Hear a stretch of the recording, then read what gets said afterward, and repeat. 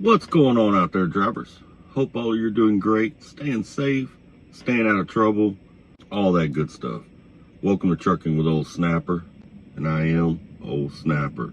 If you're new to the channel, hit that like and subscribe button. It's free, won't cost you a thing. The last video opened up a can of worms, and if you didn't see the last video, go back and look at the last video and you'll see the can of worms that it kind of opened up.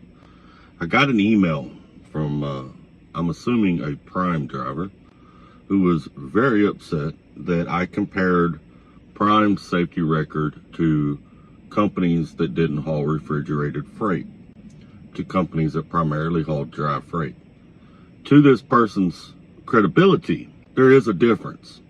Dry freight is primarily days. Refrigerated freight is a lot of swapping from days to nights. Also, refrigerated freight has a lot of Northeast time. I ran refrigerated freight for about 4 years, and I spent probably half of my time in the Northeast. And as most of you know, if you've done any research and looked at safety records and stuff like that, which, by the way, you can do on safer.fmcsa.dot.gov, and you can get, now these are DOT recordable accidents, okay? That's where you can go to get all this information. If you're wondering what your company's safety record is, you can go there and look, because not all companies tell you. If your company runs a lot of the I-95 corridor between Richmond, Virginia and Boston, Massachusetts, your increase of an accident in the states that line the I-95 corridor through that area increase by 30%. So anytime you're in that area, your chance of an accident increases by 30%. It's quite a bit of an increase. It's very easy to have an accident up there. Some companies will not run that area for that very reason. Tri-High is one of them. I don't know if any of you have ever heard of Tri-High Transportation. They will not run that area. They run refrigerated freight. They'll run anywhere else in the country. They will not run that area. And it's because they don't want their insurance rates going up. They're not self-insured. So they're a smaller carrier. They don't want their insurance rates going up, so they don't run that area.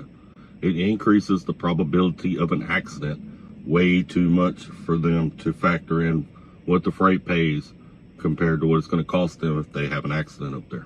Well, then I will compare Prime to other refrigerated companies in another video to make it more fair for Prime and see how it comes out. And I did not know these other companies' numbers at all. One of these companies I worked for 4 years, and I actually thought that company had a lot of accidents.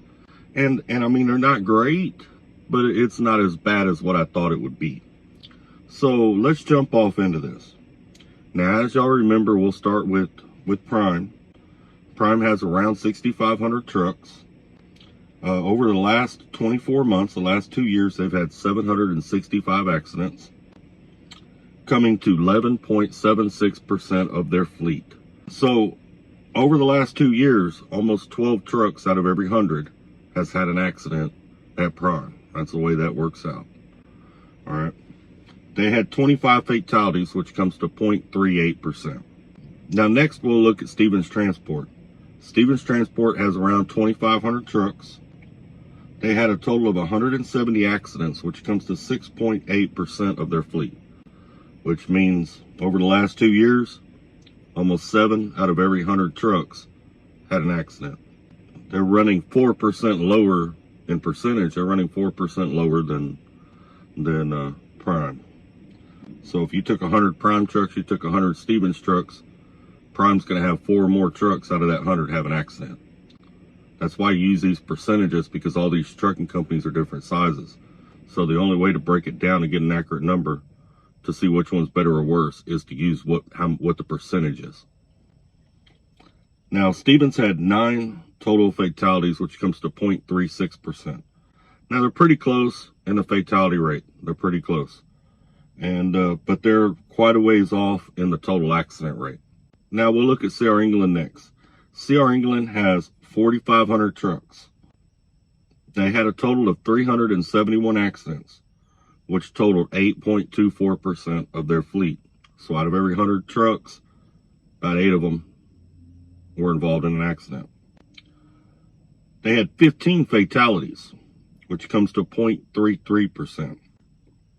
So of the fatality rate, CR England has the lowest fatality rate.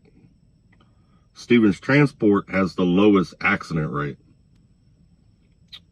Prime has the highest accident rate and the highest fatality rate. But I have a hypothesis. I have a guess. I wonder if Prime's problem, if what's causing their accident rate to be so high is the fact that they're driving down the road at 58 miles per hour in most cases. I'm wondering if Prime's business model that causes their drivers to have to drive at that speed in order to maximize their money is the cause behind their accident rates being so high. Because the only real difference, they're all three training companies, they all three have in-house schools, they all three run refrigerated freight. The only difference between them is the speed. You don't tend to run across Stevens trucks doing 58 miles per hour. You don't tend to run across CR England trucks doing 58 miles per hour. Now, they're not moving 70 either, but they're not running as slow as Prime is going down the road. Now, no Prime trucks, I believe, are governed at 65.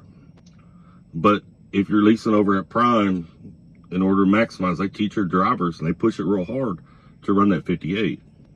Not only that, but if you want to train at Prime and maximize your money, then you have to hold a certain MPG, which means you're going to run at that 58 miles per hour.